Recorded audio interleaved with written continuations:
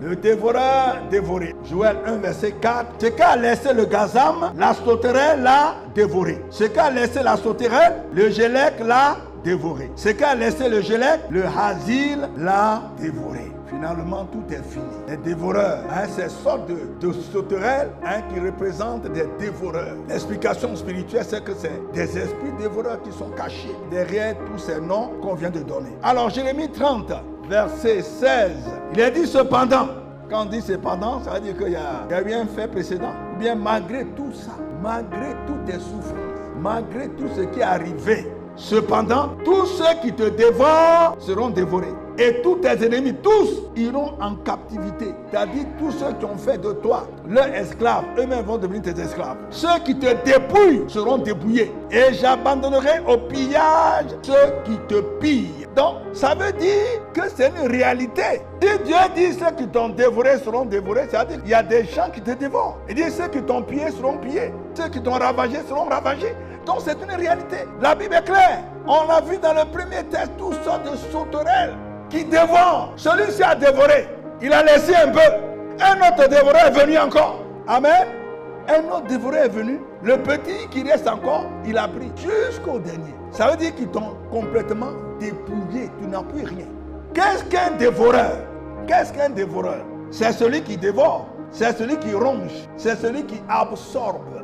Je suis en train de vous donner des synonymes de dévorer. C'est celui qui dévore, celui qui ronge, celui qui absorbe, celui qui engloutit.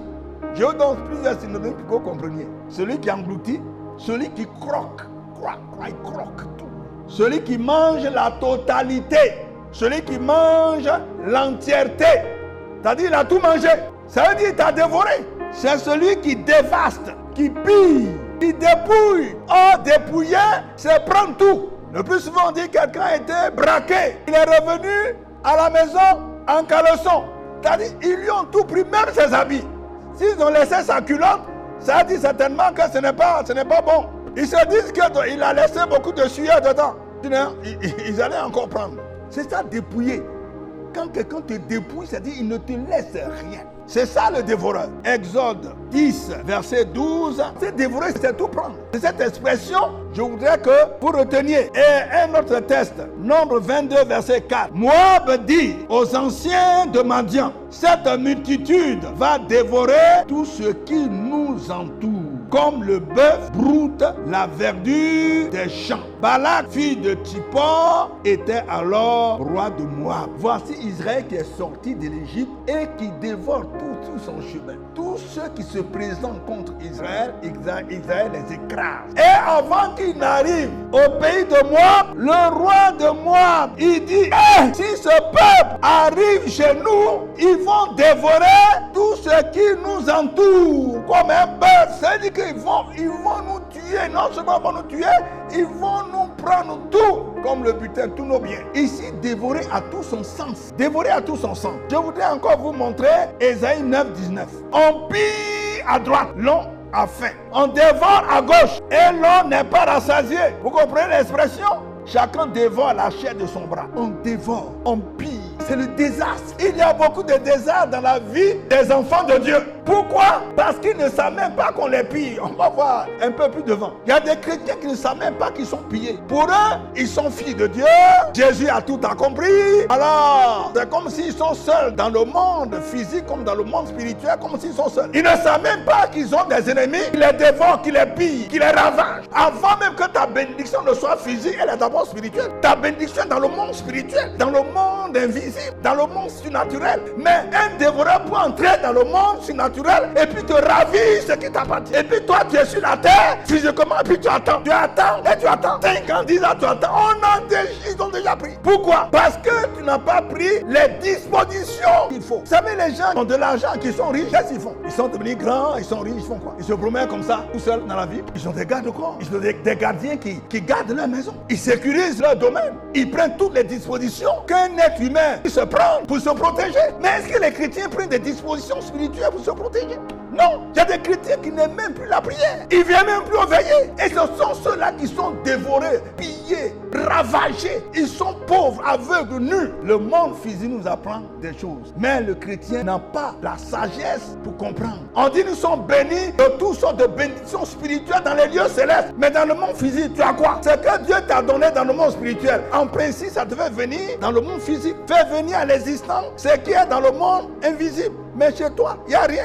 Pourquoi? Parce que tu ne prends pas les dispositions qu'il faut. Et les dévoreurs passent dans le monde invisible pour te ravir tout ce qui devait te parvenir. Ton héritage m'est volé. Et la Bible dit, tant que l'héritier demeure enfant, on lui envoie des administrateurs pour gérer ses biens. Jusqu'à ce qu'il devienne grand. Il y a de vieux chrétiens qui ont fait 30 ans de vie chrétienne, mais ils sont toujours enfants. Ils ne savent même pas comment prier dans telle ou telle situation. Quel est le verset biblique qu'il faut prendre pour formuler sa prière? Ou bien comment il faut prier pour jeûner, pour être au-dessus de cette situation qui est créée devant lui? Il ne sait pas.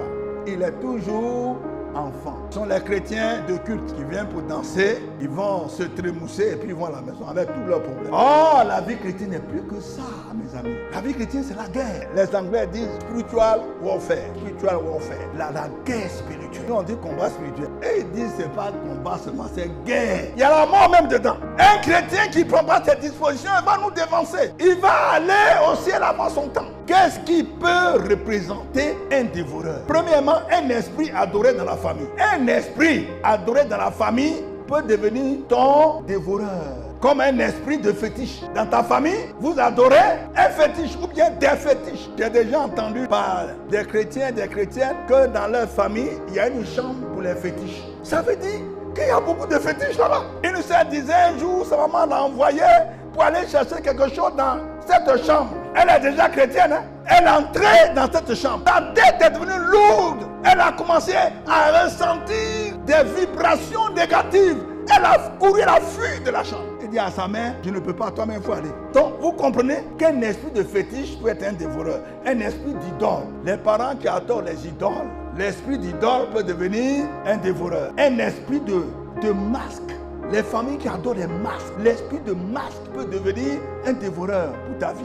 Un esprit gardien d'hôtels sataniques. Les familles qui adorent des hôtels, ils ont des hôtels où ils vont adorer. Les esprits gardiens des hôtels sataniques peuvent être des dévoreurs pour vous, pour les enfants jusqu'à la 3e et 4e génération. Ça peut être aussi un esprit de mort. Les familles qui adorent les morts, l'esprit de mort va faire mourir tout ce que vous avez comme bien. Et si vous ne faites pas attention, votre vie chrétienne peut sombrer dans la mort spirituelle. Et enfin, un esprit des eaux. Un esprit des eaux peut devenir un dévoreur de votre vie. Parce que l'esprit des eaux engloutit. Surtout si ces esprits-là reçoivent des sacrifices ou des offrandes. Un fétiche qui reçoit des offrandes, des sacrifices. Ça veut dire que vous êtes en train de livrer les richesses de la famille à ce fétiche. Une idole qui reçoit des offrandes, des sacrifices. Un esprit de masque qui reçoit des sacrifices. Un esprit gardien, un autel d'adoration qui reçoit des sacrifices. Amen. Donc, vous voyez que c'est nous-mêmes qui cherchons les dévoreurs. Un esprit des eaux, au bord des marigots, des rivières. On a des hôtels là-bas pour faire des sacrifices au bord des eaux. Et quand on devient pauvre, quand une famille comme ça est pauvre, on se demande, mais qu'est-ce qui nous arrive? Ce qui vous arrive a été provoqué par vous-même. Physiquement, c'est difficile de le faire, parce que la justice, il faut intervenir. Mais dans le monde spirituel, livrent leurs enfants. Les sorciers livrent leurs enfants en sacrifice. C'est nous les géniteurs. On vous livre l'âme de notre enfant, l'âme de notre fils, l'âme de notre fille. Allez, prenez. Or, dans le monde spirituel, si le géniteur, la génitrice livre quelqu'un, sa condition devient difficile. Quand vous avez des parents sorciers, le combat spirituel devient difficile. Parce que sur la terre, ce sont les parents qui représentent Dieu. Ils ont un droit légal, spirituel sur vous. Il y a beaucoup de choses qu'on dit aux chrétiens, mais ils ne comprennent pas. Ils disent, mais Jésus-Christ a tout accompli, nous, mais on va toujours combattre sorcellerie, on est fatigué. Sois fatigué pendant que nous on combat et puis on avance. Toi fatigué, tu seras toujours derrière et tu risques même de nous dévancer. Tu vas mourir avant ton temps. Beaucoup de chrétiens sont morts comme ça parce qu'ils ont négligé le combat spirituel. Quand vous donnez les sacrifices, une famille qui fait des sacrifices est en train de vendre l'héritage, ou bien les héritages de la famille. Si spirituellement, l'héritage est vendu, les enfants seront pauvres. Les enfants n'ont rien réussi dans leur vie. Beaucoup de personnes qui sont venues de ces familles-là, on s'est retrouvés à l'église. Surtout nous les Noirs, on s'est retrouvés à l'église. Ça veut dire qu'on a du travail à faire concernant nos fondements, concernant nos origines. Si vous n'avez pas compris ça, vous n'avez rien compris de la vie chrétienne. Qu'est-ce qu'un dévoreur peut dévorer? Qu'est-ce qu'un dévoreur peut dévorer? Un dévoreur, premièrement, peut dévorer des biens, des richesses, des bénédictions, des héritages, des finances. Ton argent même peut dévorer ça jusqu'à t'appauvrir. Il peut dévorer tes opportunités. Il peut dévorer tes biens matériels, tes biens immobiliers. Un esprit dévoreur peut envoyer quelqu'un voler, te braquer et prendre ta voiture. Oui, je me rappelle encore, on était à Koumassi, après une réunion où on a bien prié. Je vais descendre un ami. Dès qu'on descend, il y a eu 2 ou 3 personnes armées qui nous ont attaqués. Ils ont pris ce qui est dans nos poches et ils ont pris la voiture pour aller. Ça là, tu n'es pas arrivé, tu ne peux pas pouvoir prêcher, hein, mes amis. Dieu nous permet de faire beaucoup d'expériences. Quand on prêche, on sait de quoi on parle. Il a fallu, je crois, au 2e jour, on a retrouvé ma voiture quelque part. Mais pour vous dire, ça peut arriver à tout le monde. Mais si tu n'es pas prêt dans la prière, je vous ai dit une fois ici que la prière peut vous protéger de tout danger. Il y a des gens qu'on a braqués, ils ne sont plus vivants aujourd'hui. On les a braqués, puis on les a battus. Nous, on venait d'une séance de travail, de prière. Et la prière nous a protégés. Et j'ai retrouvé ma voiture. C'est vrai qu'ils nous ont pris ce qui était sur nous. Et ça, ce n'est rien par rapport à une vie. Amen. Oui. Souvent, on se pose des questions. Mais qu'est-ce qui m'arrive? Dieu me l'est où? Mais Dieu veut que tu fasses des expériences. Est-ce que demain, elle peut sortir avec sac à main comme ça de la banque? Non. Elle va mettre ça sous sa robe. Elle va bien cacher l'argent avant de sortir. Comme moi, je le fais. Je sors la banque. Ça, tu vas enlever tout mon pantalon avant de trouver mon argent. On m'a déjà braqué une fois. Avant même, j'avais une culotte. En bas, là, il y avait poche. Là-bas, je mets mon argent. Maintenant, si tu veux voler mon argent, enlève ma chemise et mon pantalon. Mais avant d'enlever tout ça, quelqu'un va nous voir quand même. Donc, un dévoreur peut prendre tous tes biens. Vous avez vu des maisons qui ont été incendiées. Ce n'est pas tout qui est gratuit. Ou bien des marchés brûlés avec tous les matériels. Les marchands qui ont tout vendu, qui ont tout perdu. Il y a des gens même qui ont laissé de l'argent même au marché, caché. Tout ça, ça a brûlé des millions. Nous qui sommes dans ce ministère-là, quand on regarde ça là, il y a quelque chose derrière. Et les dévoreurs qui ont provoqué ça. Ils disent, il a l'argent, mais ils ont l'argent, non? On va les remettre à zéro, moins zéro même. Pour vous, tout est hasard. Quand tu es un homme spirituel, une femme spirituelle, tout n'est pas hasard. Il y a des choses qui se préparent, qui se conçoivent dans le monde spirituel contre vos vies. Si vous n'avez pas une vie de prière, vous allez toujours recommencer. On va vous voler, dévorer, vous recommencez. Toute votre vie, vous avez une vie de recommencement. Recommencement, recommencement, et puis vous mourrez pauvre. Vous mourrez dépouillé, dévasté. Vous ne savez pas qu'il y a des gens qui vous dévorent. Aujourd'hui, vous saurez qu'il y a des gens qui vous dévorent et vous allez même apprendre comment dévorer aussi le dévoreur. L'église n'est pas une prison pour moi. Ça, nous, on a compris ça depuis. Il y a plusieurs chrétiens, l'église est leur prison. Ils sont là. Il n'y a rien, on ne prie pas pour eux, on ne fait rien pour eux. Ils sont tous dépouillés, mais ils sont là. Ils disent, c'est mon église. Le jour du Seigneur va arriver. Ils sont en train de vieillir, hein. Le jour du Seigneur n'est pas encore arrivé. Ils vont à la tombe le jour du Seigneur. Le Seigneur est fidèle, mais la fidélité du Seigneur ne la trouve pas. Il y a des dévoreurs même dans l'église, même des dirigeants, même des pépés qui sont des dévoreurs. Gloire à Dieu. Maintenant, écoutez, la fin de cet enseignement, l'objectif, c'est de combattre les dévoreurs. Arrêtez le ravage. Arrêtez le pillage. Amen. Comme Ésaïe 33, verset 1. Ésaïe 33, verset 1. Quand tu finiras de piller, on te pillera. Quand tu finiras de ravager, on te ravagera. C'est-à-dire, on met fin à ton pillage et puis maintenant, c'est moi qui vais te piller. Même dans Jérémie 30, verset 16. Tous ceux qui t'ont dévoré seront dévorés. C'est ça le combat.